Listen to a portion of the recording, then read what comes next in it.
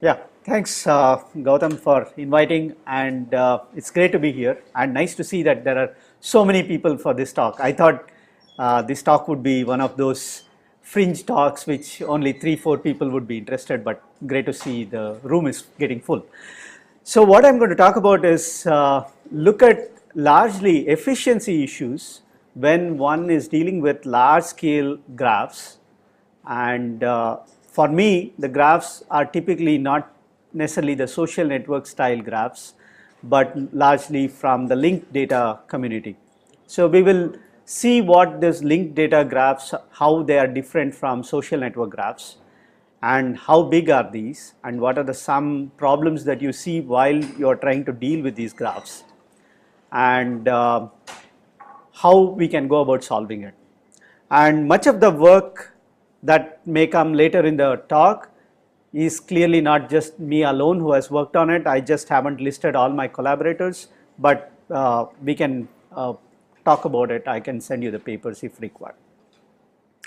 So first, I don't need to give an introduction about what a graph is, right? Everybody knows what a graph structure looks like. It's one of the most general way of representing information, right? One of the most flexible forms. But let's focus on what is a graph database.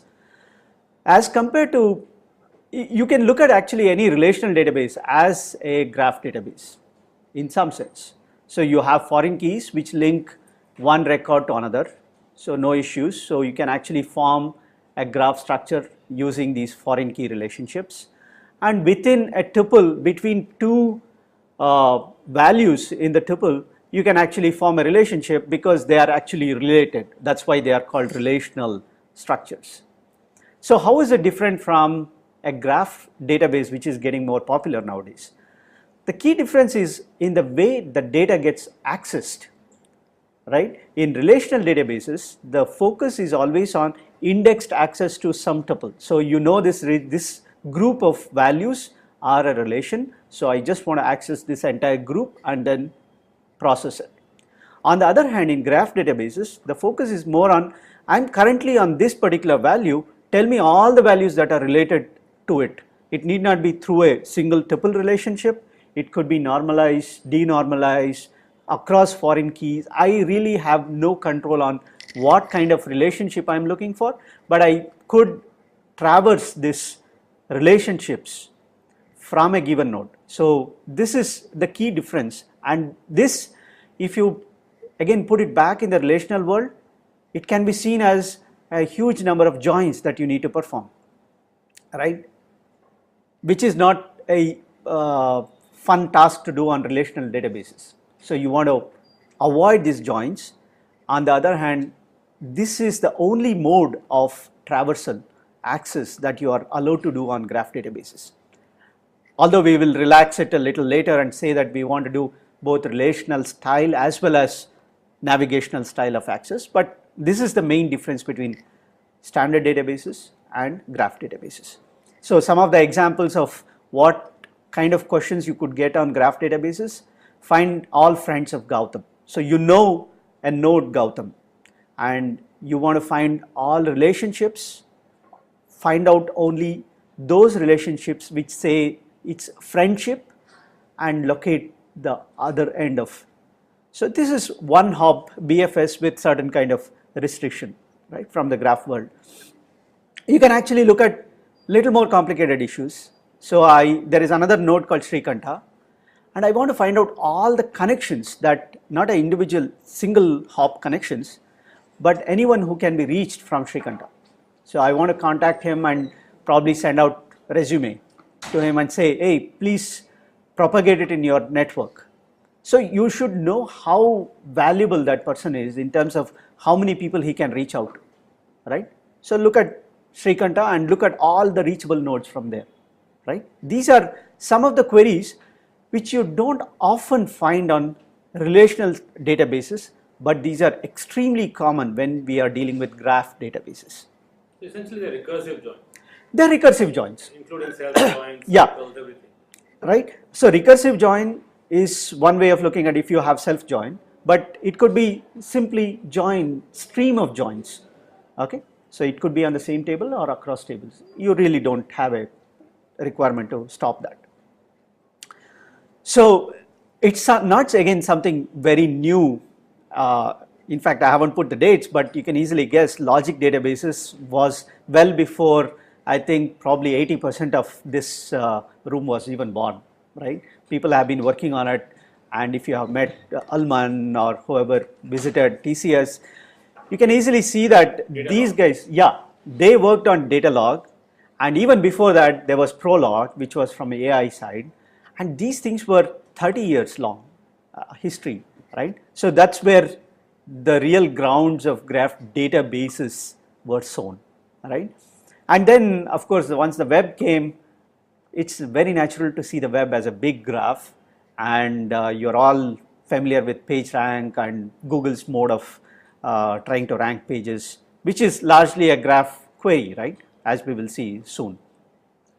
And then XML wave hit database community, and XML is both a tree and, if you relax it a little, graph, right? So again, huge amount of work was came out during XML activity, right? I mean XML database research. So whenever you look at many graph papers from about 10 to 15 years old, then you will see they all refer back to XML, XQuery, XPath kind of settings. So although they are not strictly graphs, graph database research flourished during that time. But now there is even bigger beast called linked data, okay, which is what I'm really excited about, which I'm going to talk about in this talk. There, the linked data graphs are really graphs, as in XML was mostly tree structured with some deviations from the tree, but linked data is mostly graph structures with very little deviating from the graph structure, as in moving into the tree, very little. But so we are really seeing true graph requirements in databases now. So just to give a brief introduction of what these graphs would look like in linked data setting, right? So I just was thinking about which are the good examples to give, and then I happened to catch the DVD of Expendables, so I thought I will talk about the good old Bruce Willis and Dolph Lundgren, who are heroes in this movie, right? So you can form such a graph where Bruce Willis is one node and Dolph Lundgren, and you can have relationships like both were born in different cities, Idar Oberstein and Stockholm, and then both of them have worked in one single movie, The Expendables, and it's a movie, and you can even construct further relationships like this is a movie made in Hollywood and it's an action movie and these kind of things, and both of them are action heroes, out of which Dolph knows martial arts while Bruce Willis knows how to handle a gun, right? So this is a big, this is a small snapshot of a fairly large graph that you can construct just from IMDb dataset, just from movies that are out there. Yeah? This looks like very similar to Google Knowledge Graph. Yes. That they created by using info from Wikipedia and first 2-3 sentences of Wikipedia. Yes. In fact, Google Knowledge Graph is another RDF linked data graph that you can see. And in fact, they have used not just Wikipedia, they have used IMDb as well. They have used many of these almost structured sources in order to extract. So I'm not going to talk about much on how exactly they built the graph, but this is exactly what you're saying. This is the way Google Knowledge Graph also looks like. But the problem with Google Knowledge Graph is they relate each node with some static nodes. They cannot operate on dynamically changing events. So if the query is related to dynamically changing events or some time series kind of data sets related, Yeah. then they clearly means They have a problem using the knowledge graph directly. You are perfectly right. In fact, this is actually an active research area. I'm not going to talk much about it, but we can discuss this offline. In fact, this is also one of my research areas, coincidentally. So looking at how these event kind of data stream that is coming in, how you can represent them as graphs, how you can query them, and clearly the problems only compound from what I'm talking about here, right? So they're much harder problems. Google is still catching up with us on that front. Just one. Yeah. Well, look at RTF. A predicate in one sentence can be either a subject or object. Mhm. And that makes the structure a little more complicated than a conventional graph. So, are we going to touch upon? So given such a graph that you have constructed from known facts, right? So you can actually look at the graph as simply a bag of edges. So you can allow for multiple edges between nodes, right? This with the same label also, it's perfectly okay. RDF does not prevent it.